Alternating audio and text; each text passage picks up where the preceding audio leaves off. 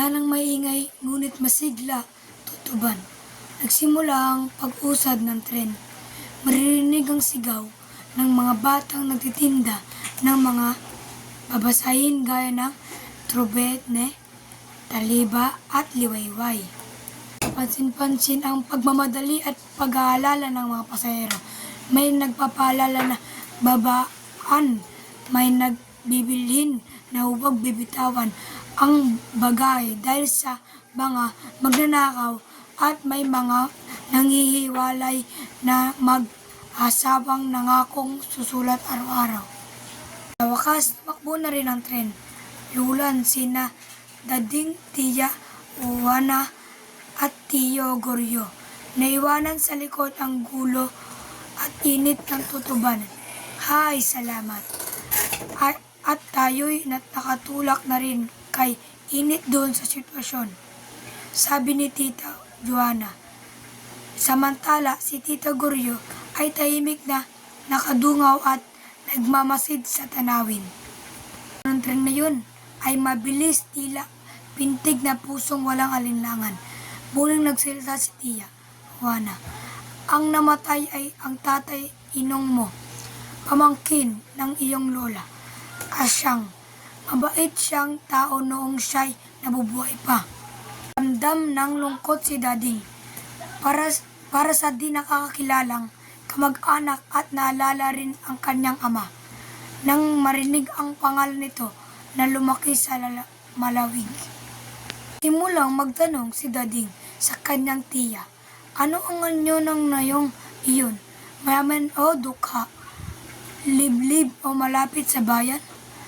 Habang nagkikwento ang kanyang tiya, lumitaw sa isip ni Dading ang kayang-ayang larawan na yun at musbong ang pambihirang pananabik. Wakas ay narating nila ang Malawig. Sa unang tingin walang pinagkaiba ang nayon sa iba pang lugar. Sa kalagitnaang Luzon, napapalibutan ng daang makitid paliko, natatakupan ng makapal at malinaw-linaw na alikabok. May matatayog na puno na kawayan, mangga, niyog at akasya. Karamihan sa mga bahay ay pawid, luma na at sunog sa araw ang dingding at bubong at sa ibabaw ng lahat nakangiti at puno na nining na umaga. Ang bungaw, maliwalas at walang ulap na langit. Lutong sinabi ng kutsero, walang maganda rito, kundi ang langit, hindi naman po ang marahang tunog ni Dading. Pilit niyang pinaglalaban ng kanyang pagkabigo. Hindi ito ang kayang-ayang larawan na buo sa isip niya noong siya nasa tren. Maalala niya sa mga nayong tulad nito. Isinilang ang mga bayani ng lahi tulad ni Del Pilar. Sa ganitong bukid, sumikat ang diwa ng kabayanihan ng himagsikan laban sa mga Kastila. Ang alaalang iyon ang nakaliw sa kanya. Inasang ni Dading ang dami ng mga taong sasalubong sa kanila.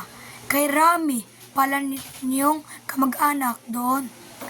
Walang patid ang pagpapakilala ni Tita Juana kila Lolo Tasyong, Lola Ines, mga pinsan sina Juan, Sileng, Maria at Asya, at si Nana Bito at Tata Enteng. Sunod-sunod ang yukod, ngiti at halik ng kamay. Napilitan si Dading na sumunod sa kaugalian. Ang lahat ng tao sa bahay ay tila pawang kamag-anak niya. Mabuti pa lamang at likas na sa sarat ang ilong ko. Kung hindi ay pulpul na marahil ngayon ang nasa loob ng lamang ni Dading. Dahil sila lang ang galing sa Maynila, napako kina Dading ang pansin ng lahat. Umugong ang kamustahan at sunod-sunod na tanong tungkol sa kanyang amang may sakit at sa kanyang ina na mag-isang bumubuhay sa kanyang pamilya. Sinikap ni Tia Juana na saluhin ang mga tanong Alam niya ang kasawian ng ama ay isang sentensyong sugat at puso ni Dading. Ngunit nagulat siya dahil si Dading mismo ang sumagot. Magaan ang bibig at palagay na ang loob ay piling ng mga bagong kamag-anak. Ngunit nagbago ang lahat. Napawi ang ingay sa labas. Nang pumasok si Dading sa silid burol at dinama ang katahimikan ng kamatayan. Dahil siya lumapit sa kabaong. Nakita niya ang mukha ng tata inong maputi, kaaya-aya at may bahagyang pagkakawig sa kanyang ama. Biglang siyang naramdaman ng awa at lungkot sa namatay. Tapos ng sandali, marahang pinaalalahan ni Tia Joanna si Dading, hindi mo nababati ang Nana Maria mo. At pabulong niyang dinagdag at ang pinsan mong si Bining. Humalik sa kanyang si Dading sa asawa ng yumaong at naupong tumabi kay Biding. Inabot niya ang isang album na malapit sa kanyang binuksan. Ito na paisip sa may waga at makapangyarihan kaugnayan ng dugo na nagbubuklod sa kaniya. Di nagtagal, matapos mananghalian ay nanoog siya at natungon sa bukid. Naghanap ng katahimikan sa ilalim ng kawayan. Nakita ni Dading si Lolo Tasyong na nagkakasya. Sinabi ng matanda na may pagkakatulad si Dading sa kanyang ama. Pero silang balisa sa gitna ng karamihan. Mas gusto ang pag-iisa at kung magsalita ay tila matanda na. May mga sandali pong kailangan ng tao ang magpaisa, sagot ni Dading sa matanda. Tasyo na siya mismo ang nagbaon ng inunan at gumawa ng mga unang laruan ng ama ni Danding dahil maagang naulila ito sa ama. Inilarawan niya ang kabataan nito habang nakaturo sa bukid kung saan pinagpapaliparan niya ng saranggola, ang pita kung saan ang pagkahulog niya sa kalabaw at kanyang nilingon ang punong mangga na kanilang kinatatayuan kung saan ang pinagtaguan ng kanyang ama noong kainitan ng himagsikan. Ibinunyag din ni Lolo Tasyo ang lihim na kapiliwan ng ama nito. Ang pagsulat niya ng unang tula para sa dalagang nakilala sa bayan na hinahangaan niya ang ganda. Napangiti si Danding nang malaman na ang pag-ibig na iyon ang naging sanhi ng pagtungo ng ama sa Maynila matapos silang mahuli sa mandala ng palay. Marami pang gustong itanong si Danding kay Lolo Tasyo, ngunit naalala niya ang patay at ang mga tao sa bahay, kaya unti-unti niyang pinutol ang kanilang pag-uusap at iniwan ng matanda sa mga alaala nito. Pagbalik niya, tinanong siya ng pinsan nito kung ano ang kanyang pinapanood sa bukid. Sagot niya, ang araw. Habang pinipikit ang mga matang naninibago sa agaw dilim na tila nakalambong sa bahay. Sa kanyang paglalakad, patungo sa libingan sa gilid ng simbahan, naalala niya ang sumpa ng Diyos kay Adan at ang batbat sakit na pagkakawalay ng tao, na kamatayan lamang ang makapupunla. Habang tinitingnan ng mga puntod, nagunita niya ang alabok ng kanyang mga ninuno, ang mga labi ng mga taong minsang nabuhay, nagmahal at nangarap. Magaan ang pagyapak ni Danding sa malambot na lupa. Sinisikap niyang huwag masaling kahit ang pinakamaliit na halaman bilang tanda ng paggalang. Nang handa na ang hukay, binuksang muli ang kabaong upang muling masulyapan ng mga naulila ang muka ng yumaong mahal sa buhay. Sa sandaling iyon, nabasag ang katahimikan at naghari ang mga impit na hikbi at makadurog pusong pananangis na pumuno sa paligid. Pinagtiim ni Danding ang kanyang mga bagang at pinigilan ang pagluha.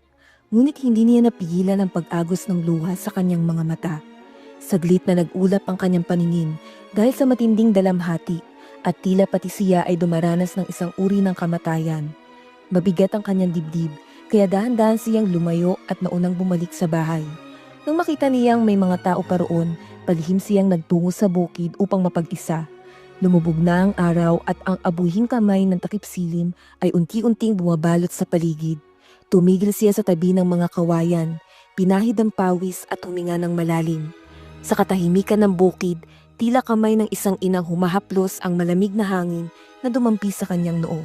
Umupo siya sa lupa, ipinikit ang mga mata, itinukod ang mga palad at hinayaang maglaro sa kanyang muka ang banayad na simoy ng hangin.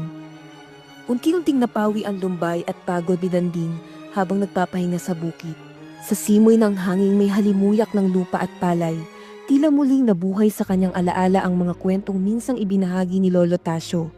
Ang mga araw ng pagsasaranggola sa bukid, pagkahulog sa kalabaw, dalaga sa bunton ng palay, ang lahat ay nanariwa sa kanya. Habang pinagmamasdan ng paligid, napangiti siya ng marahan at nakadama ng kapayapaan. Sa mga sandaling iyon, parang naging isa ang kanyang puso sa lupang tinubuan, ang bukid na saksi sa luha, halakhak at pag-ibig ng kanilang angkan. Sa sandaling iyon, natuklasan ni Danding ang tunay na kahulugan ng pag-ibig sa lupang sinilangan. Naramdaman niya kung gaano kabigat ang mawalay sa sariling bayan at kung bakit ang mga anak ng inang bayan ay handang magbalik kahit sa lungain ng unos. Naunawaan niya rin ang sakripisyo ni Rizal at Bonifacio na sa ngalan ng bayan ay walang pag-aatubiling nag-alay ng dugo. At sa kanyang pagninilay, nakita ni Danding ang kahalagahan ng lupang pinagmulan, ang lupang saksi ng buhay, lihim at alaala ng kanilang angkan, at siya'y muling napangiti. May taglay na dangal at pag-ibig sa tinubuang lupa.